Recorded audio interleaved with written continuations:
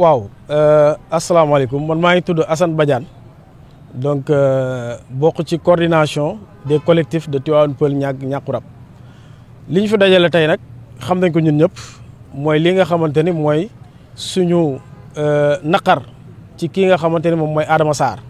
maire de Kër Massar Nord bi nga xamante ni ba léegi dafa jàpp ni que croisement APEX croisement Tivaouane Peulh Darou Salam dafa bokk ci commune am te loolu du dëgg amul fenn fu mu ko teg amul benn firnde bu mu ci am donc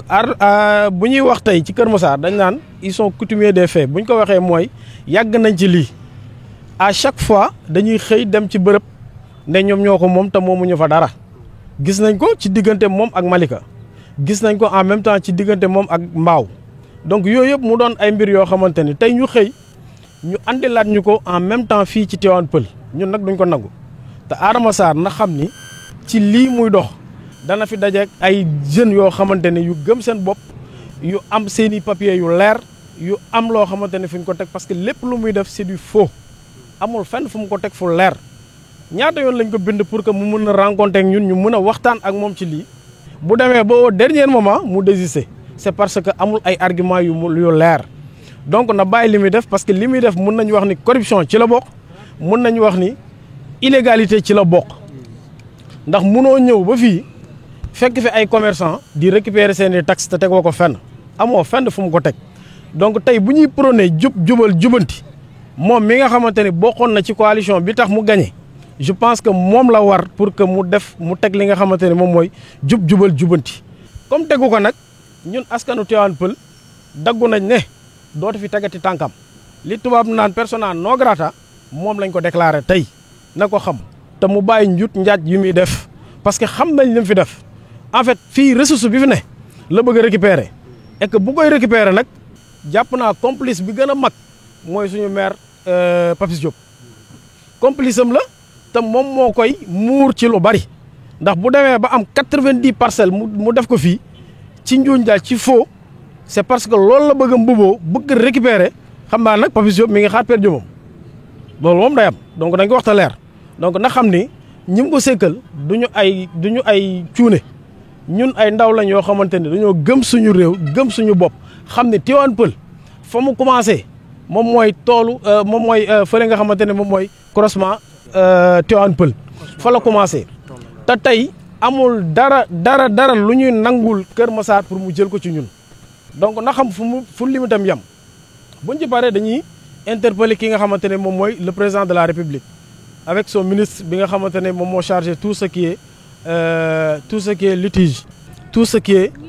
problème boo xamante ni domanial ak li nga xamante ne mooy urbanisme. fii ñuy wax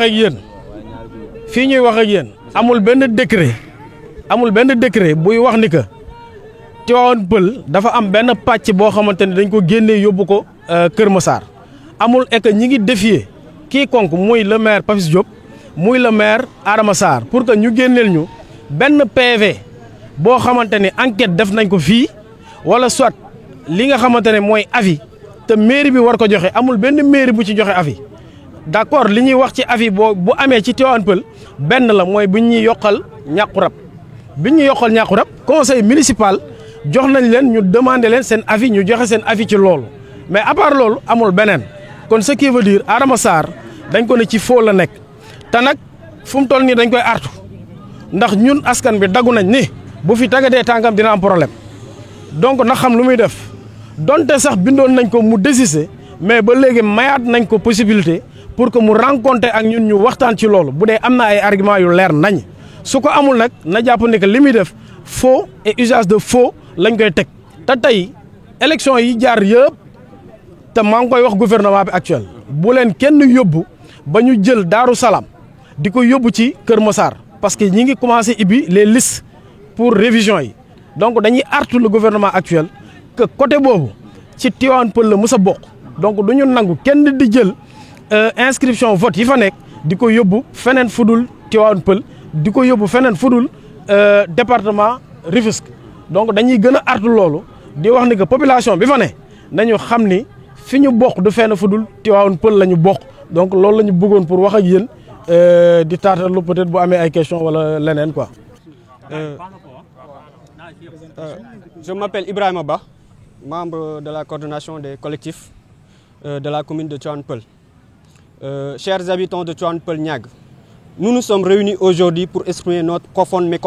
mécontentement envers le maire de la commune de Keur Massar Nord, Adama Sarr, dont les actions dépassent les limites de sa juridiction. En effet, le cœur de notre problème réside dans la zone s'étendant du croisement de Tivaouane Peulh jusqu'au croisement de Apix. Le maire Adama Sarr affirme que cette zone appartient à sa commune, ce qui est totalement faux. Parce que le décret numéro 2021-687 du 28 mai 2021 portant création du département de Keur Massar et le décret numéro 2021-688 portant cession de la commune de Keur Massar ne mentionne aucun transfert d'une portion de la commune de Tivaouane Peulh Niague vers Keur Massar Nord.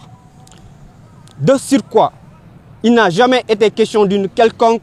imputation d'une partie du territoire communal de Tivaouane Peulh Niague. Et depuis lors, nous n'avons pas baissé les bras, réclamant ce qui revient de plein droit à notre commune.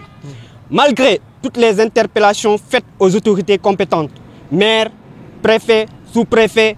aucune d'elles n'a pu fournir de documents contradisant ce que nous sommes en train d'avancer. La preuve, nous sommes aujourd'hui à notre 4e rencontre avec la presse concernant cette affaire. En plus, Keur Massar est habitué de tels agissements sur des conflits fonciers. Il avait fait avec le maire de Mbao sur le forêt classée et celle de Malika sur la VDN. Et donc, cette fois-ci aussi, s'il est à Tivaouane Peulh, c'est toujours dans une dynamique d'élargir son territoire injustement. Parce que ces temps-ci, le maire Adama Sarr est revenu à la charge d'abord,